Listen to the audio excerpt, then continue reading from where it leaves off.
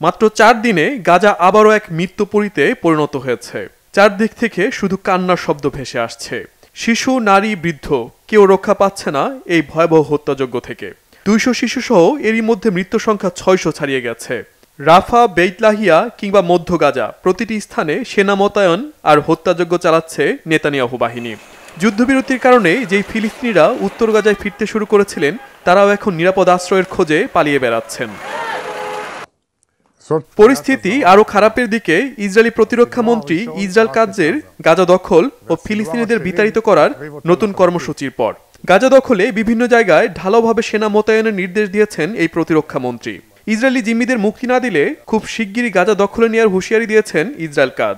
France Israeli প্রতিরক্ষা মন্ত্রীর ঘোষণার বিরোধিতা করেছে। গাজা ও পশ্চিম তীরে সব ধরনের হামলা বন্ধের আহ্বান জানিয়েছে ইউরোপের দেশটি।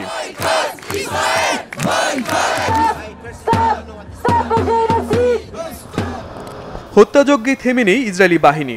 রমজান মাসে টানা তৃতীয় শুক্রবারের মতো গাজার আল আকসা মসজিদে জুমার নামাজে পড়তে যাওয়া ফিলিস্তিনিদের উপর বিধিনিষেধ আরোপ করে ইসরায়েলি কর্তৃপক্ষ। এতে ইসরায়েলি বাধার মুখে অনেকেই মসজিদে প্রবেশ করতে পারেনি।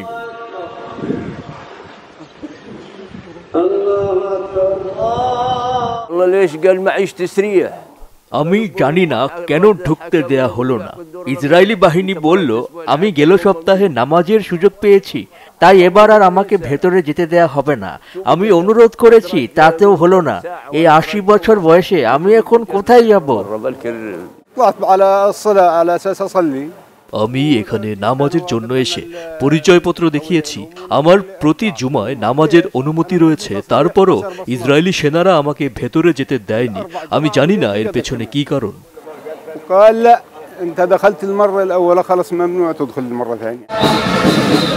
ফিলিস্তিনের গাজায় হামলার প্রতিবাদে নিজ দেশে বিক্ষোভের মুখে পড়েছেন ইসরায়েলি প্রধানমন্ত্রী বেনিয়ামিন নেতানিয়াহু।